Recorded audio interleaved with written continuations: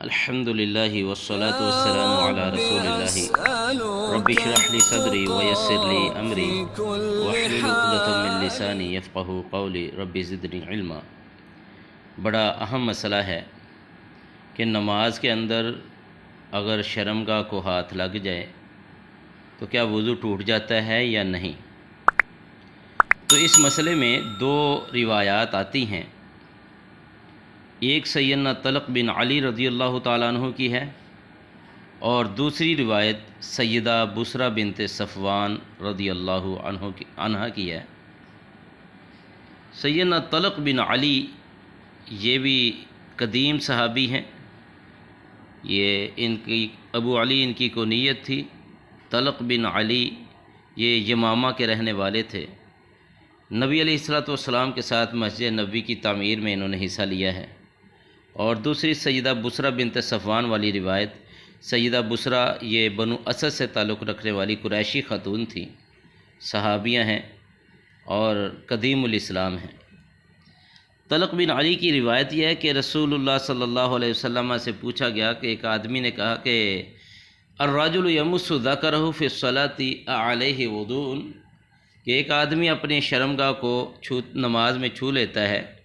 تو کیا اس کے ذمہ وضو ہے، وہ وضو کرے گا؟ تو آقا علیہ الصلوۃ والسلام نے فرمایا لا انما ہوا بضعۃ منک، نہیں، وہ تیرے جسم کا صرف ایک ٹکڑا ہے، یعنی جس طرح تیرا ہاتھ، تیرا پاؤں ہے، دیگر اعضاء ہیں، ان کو ہاتھ لگانے سے وضو نہیں ٹوٹتا، اسی طرح شرمگاہ کو ہاتھ لگانے سے بھی وضو نہیں ٹوٹتا۔ اس حدیث کو بیان کرنے والے امام احمد رحمہ اللہ، امام ابو داؤد ہیں، امام ترمذی ہیں، امام نسائی ہیں، امام ابن ماجہ ہیں، اور امام ابن حبان رحمہ اللہ نے اس کو صحیح کہا ہے، لیکن امام شافعی رحمہ اللہ نے اس روایت کو ضعیف کہا ہے۔ اور امام بخاری رحمہ اللہ کے استاد علی بن مدینی ہیں، علی بن مدینی رحمہ اللہ نے کہا ہوا احسن من حدیث بصرہ، کہ یہ طلق بن علی کی روایت سیدہ بصرہ بنت صفوان کی حدیث سے زیادہ بہتر ہے، زیادہ اچھی ہے۔ اور اس کے مقابلے میں دوسری روایت اس کے بالکل ظاہری طور پر معارض ہے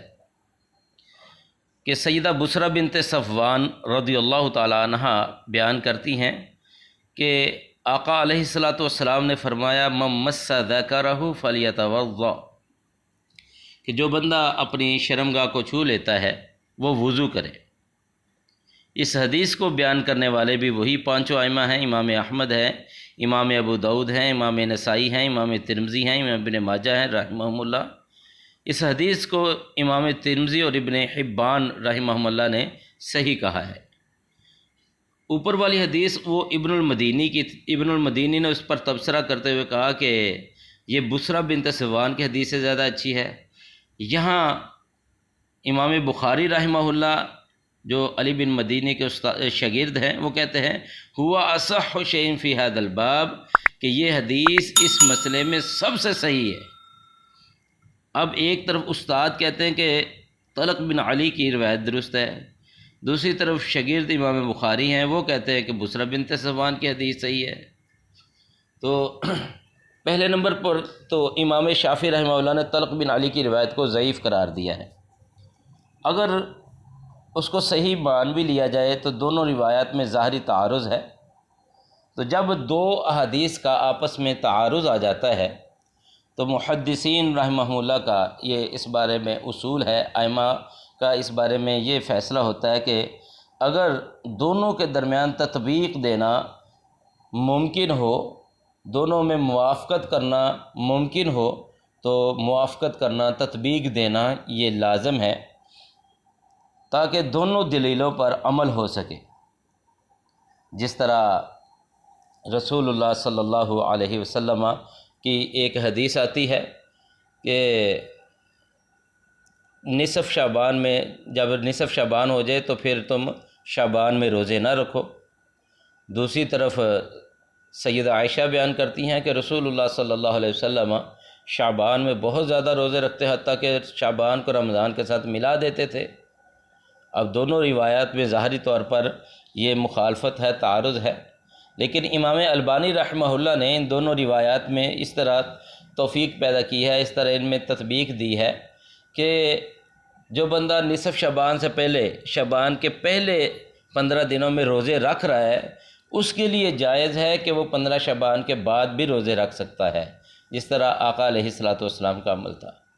اور جو بندہ 15 شعبان کے بعد شروع کرتا ہے شعبان میں روزے رکھنا، اس کے لیے جائز نہیں ہے، یہ ممانعت اس کے لیے ہے۔ تو اس طرح دو روایات میں تطبیق دی جاتی ہے اگر تطبیق دینا ممکن ہو۔ اگر تطبیق دینا ممکن نہ ہو تو پھر اس کے ناسخ اور منسوخ کو پہچانا جاتا ہے۔ ناسخ اور منسوخ کہ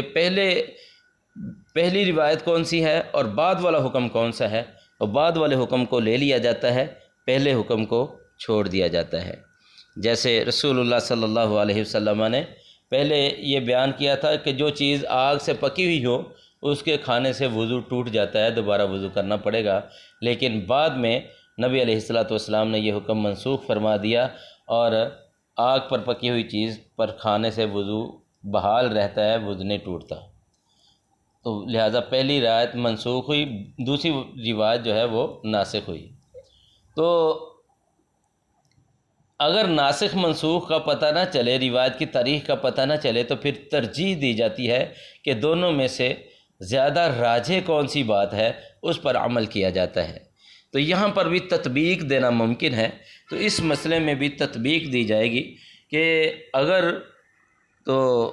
دو طرح سے تطبیق دی ہے ائمہ نے اس پہ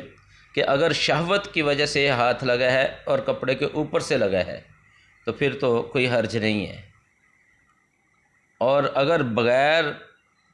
شہوت کے لگا ہے تو پھر وضو بحال رہتا ہے۔ اور دوسری اور جو راجح تطبیق وہ یہی محسوس ہوتی ہے کہ اگر کپڑے کے اوپر سے ہاتھ لگا ہے، شہوت ہے یا نہیں، تو پھر وضو نہیں ٹوٹتا، اور اگر بغیر حائل کے، بغیر رکاوٹ کے، بغیر کپڑے کے براہ راست شرمگاہ کو ٹچ کر لیا ہے تو اس سے وضو ٹوٹ جائے گا۔ ھذا ما عندی واللہ اعلم بالصواب۔